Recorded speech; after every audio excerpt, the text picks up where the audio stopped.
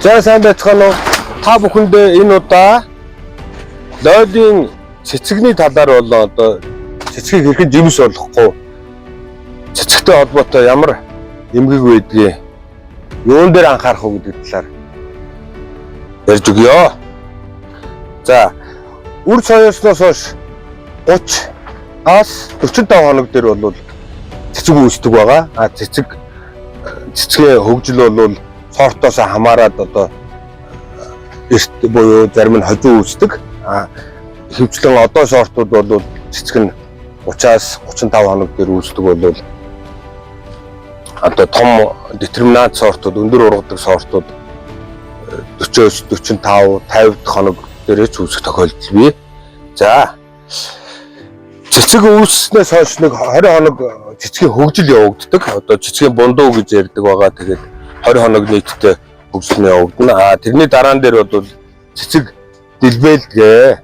Цэцэг дэлбэлээд ерөөсөө 1 хоногийн дотор одоо үр тогтох боломжтой. Өөрөөр хэлбэл одоо жимс болох боломж нь үүснэ гэсэн үг. За тэгээд цэцгийн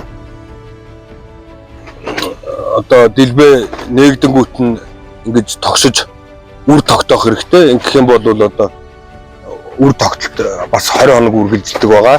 Хэрвээ хүлэмжинд салхи, шавж юм уу гадны нэгэн хөдөлгөөн нөлөөлөхгүй бол цэцэг үр тогтохгүйгээр одоо хагдарч унах тохиолдол бий.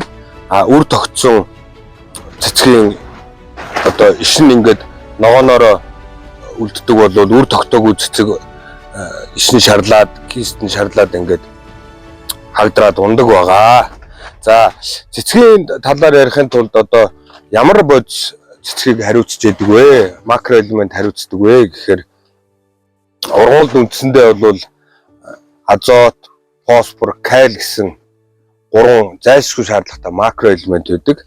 За тэр 3-ын одоо азот бол ерөнхийдөө иш навч хөгжлийг хариуцдаг.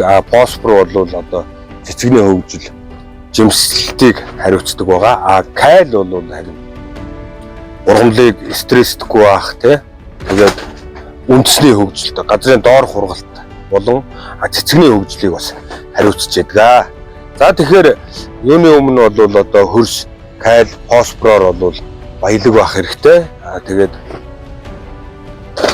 тариалахын тулд өмнө өндөгний хальсыг ингээд суулгацынхаа дор тавиад, үрсэлгээнийхээ дор тавиад суулгадаг байгаа. Хамгийн энгийн арга бол ингэснээр бол тухайн ургамал нийт ургалтын хугацаанд бол фосфороор дутагддаггүй гэж ярьдаг.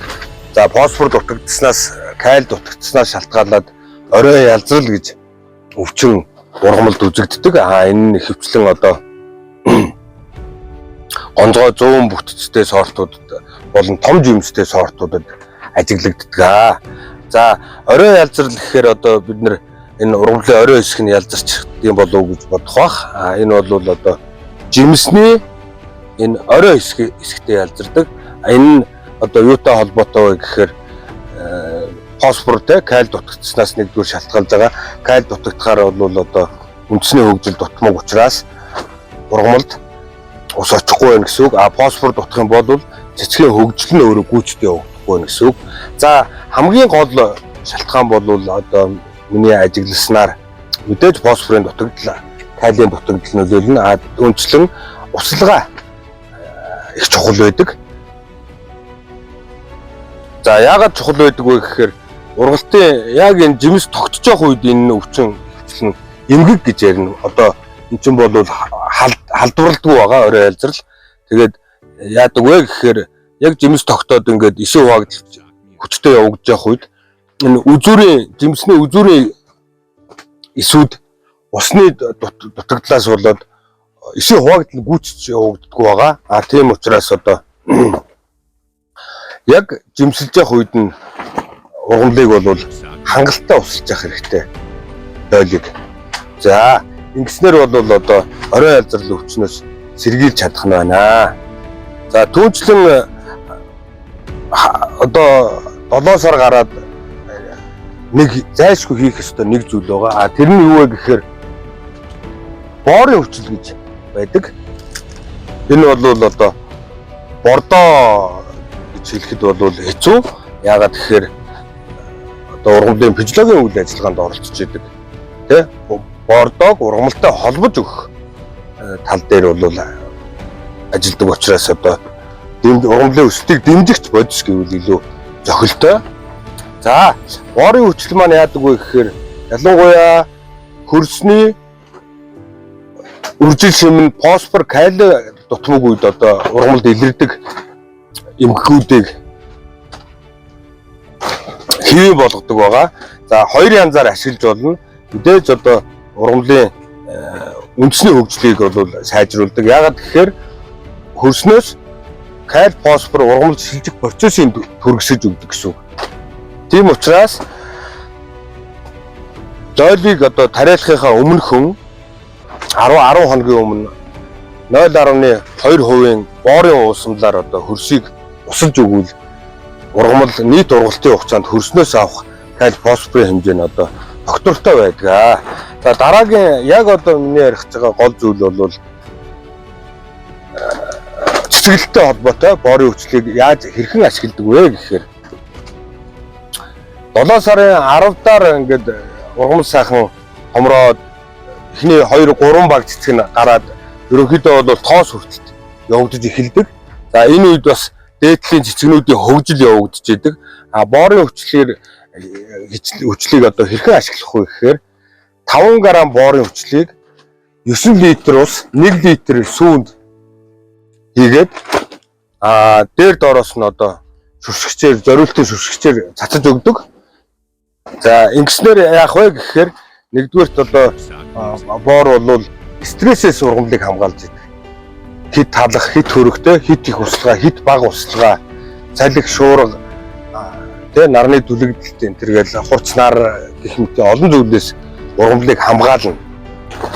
Хоёрдугаар хамгийн гол хүчин зүйл нь бол одоо цэцгийн хөгжлийг түргэсгэж гүйцэд явуулж өгдөг байгаа. Одоо жишээлбэл эдгээр цэцэг бол одоо ургамлын нэг эрхтэн тийм учраас одоо өөрөөр хэлбэл бэлгийн бодлтын гүйцэд явуулж гин гэсэн үг.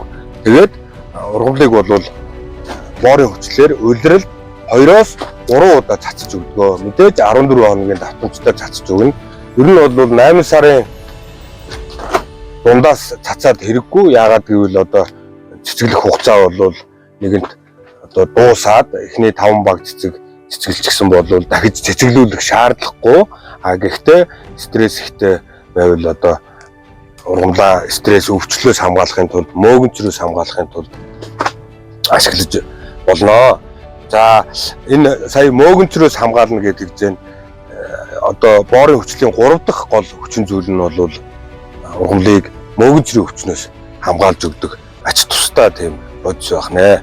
Сүү бол ургамлыг кальцаар хангахаас, фосфороор хангахаас гадна одоо бас мөөгөнцрийн өвчнөөс хамгаалж өгдөг байгаа. Ургамал намрын дунд үеэс хойш бол одоо цаг агаар хүүтрээд хүлэмжийн агарын чигшил өссөн үед одоо мөөгөнцрийн өвчин их дэгддэг. Тэгээд энэ үед нь бол ургамлыг хамгаалахын тулд энэхүү бодисоор одоо цацдаг байх нэ. Хэрхэн яаж ашиглах вэ гэхээр жишээлбэл энэ 10 г байна. Мэдээж альч одоо ургамлын өсөлтийг зохицуулагч болон бордоог ашиглахын өмнө бол заавал одоо зааврыг уншиж явах хэрэгтэй. Тэгээд үйлдвэрлэсэн он сар болон ашиглах хугацааг анхаарах нь бол зайлшгүй юм. Тэгээд мэдээж зааврыг уншсан бол одоо хэдийг ямар процентоор хэрхэн хийх үгүүдийг бол зааж өгсөн байх учиртай. Тийм учраас заавал ашиглах зааврыг уншиж байгаарай. За, боорын хүчлийг одоо ашиглаад цацахын өмнө бол боор нь өөрөө усанд их муу уусдаг. Удаан уусдаг бодис байгаа. Тийм учраас 60-аас 70 градустай халуун бүлээ усанд боорыг урьдчилан хийж одоо сайн утгаж найруулсны дараа гүйц дуусгасны дараа нөгөө 9 литр ус 1 литр сүйтэйгээ холихгүй бол манайхан бол одоо шууд онгоолгоол амархан уус чинь гэж боддог юм шиг байгаа. Хөтөн бүлээ усанд хийгээ сэгсэрж байгаа туслаад байдаг. Боор бол маш удаан уусдаг гэдгийг бол харах хэрэгтэй. За тэгээд ийм зориултын сав байвал их зүгээр. Хэрвээ ийм зориултын сав байхгүй болвол одоо бага хэмжээний дойл тариалдаг болвол нөгөө ус сүрсгчээр ус сүрсгчийг ашиглаж болно үүний оронд. За энийг хизээ хийх вэ гэдэг нь бас их чухал. Өглөөгөр хийвэл их зүгээр байдаг. Ер нь иймэрхүү ажиллагааг бордох те навчаар бордож сүрсэж борддог иймэрхүү үйл ажиллагааг бол өглөөгөр хийвэл их зүгээр байдаг. Яагаад гэхээр орой хийхээр агарын чигсэл нэмэгдээд бас эсрэгээр ургамлыг өвчлүүлэх талтай байдаг.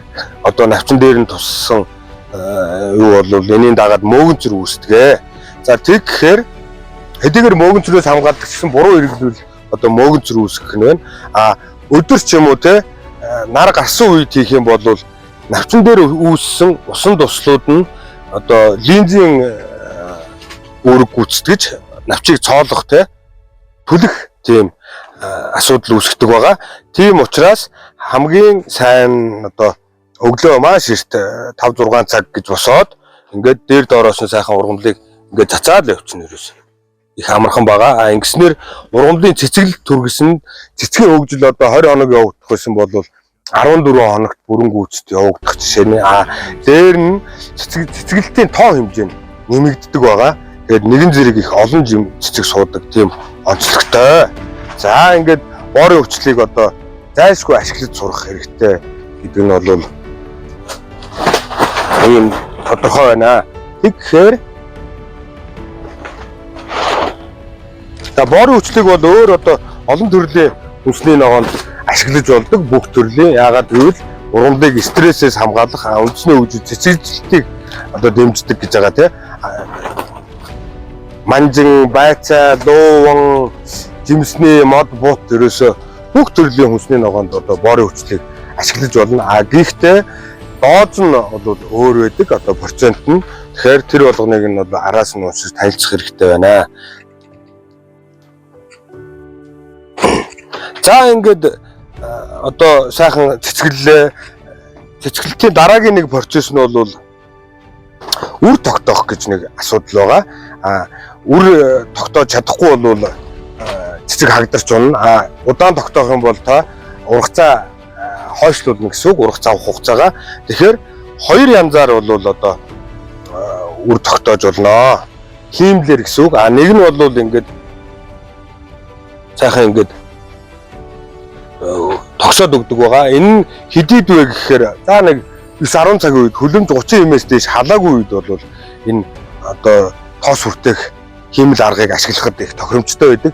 Яагаад гэхээр 30-аас дээш хэмд одоо хөлөмж халсан үед цэцгийн тоос ингээд өтгөрч наалдам хаа болдог.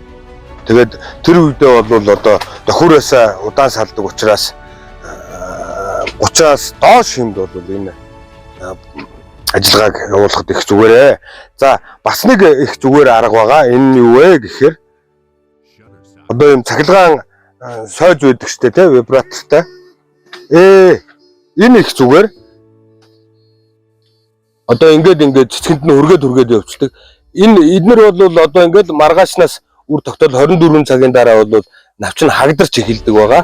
Тэгээд аажмаар одоо ундаг. Одоо жишээлбэл энэ бол үр тогтчихсон цэцэг байна. Тэр сая ингээд унж байна. Энэ бол огт үр тогтолт явагдаагүй байна.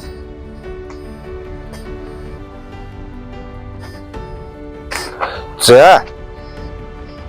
Ер нь бол байгаль дээр үр тогтолтыг одоо савж болон салхи одоо гүйцэтгэдэг байгаа.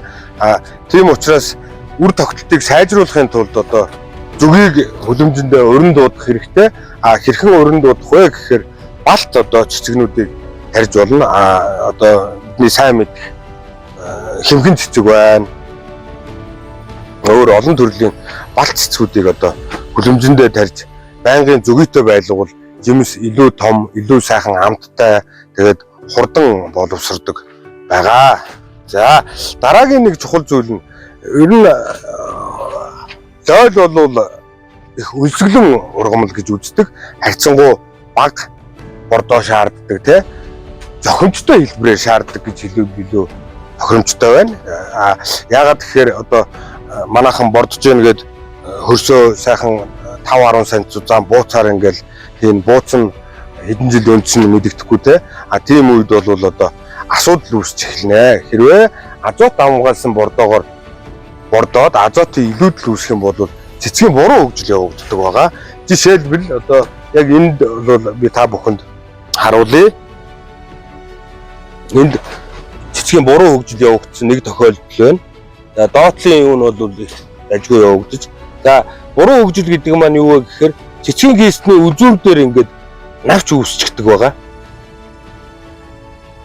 Энэ навч нь одоо энэ жимсэнд очих бүх шимт хижээлийг ингээд авд сордог учраас ийм навчийг бол тухай харсан даруйдаа одоо ингээд сайхан танд тасалж авах хэрэгтэй. За одоо бол ингээд юм болчихно. Энэ бол азот ихтснийг одоо илэрхийлэх нэг шинж тэмдэг юм аа. Тийм учраас цэцгийн бүтцээ зөв явж гэнэ үгүй ажиглаж явах хэрэгтэй. Ургамал маань азотоор ихтэй байгаа юм биш үү гэдгийг ажиглаж явах хэрэгтэй. Яагаад гэхээр азотын илүүдэл үүсэх юм бол ургамал зөвхөн ургах програм явагддаг. Одоо ишин өндөр болоод бүдүүн болоод навчин томроод навчны гадаргуун талбай нэмэгдээд зузаан болно. Тэгэл утсаад байдаг. Түүнээс жимсний цэцгийн хөгжил нь бол удаашрчдаг байгаа эсрэгээрээ. Тийм учраас бол одоо азотыг ихтүүлж болохгүй нь байна. Дараа нь дээр нь одоо фосфор калиар дутааж болохгүй нь байна. Ялангуяа фосфороор те. За тэгээд энэ удаагийнхаа бичлэгийг өндөрлөө. Монгол өрхийн тариаланч группт одоо та бүхэн нэгдээрээ дараагийнхаа бичлэгүүдийг явуулна. Энэний дараагийн дугаарт бол одоо помидорны усалгааг хэрхэн хийх вэ гэдэг талаар одоо та бүхэнд тайлбарлаж өгнө. Баярлалаа.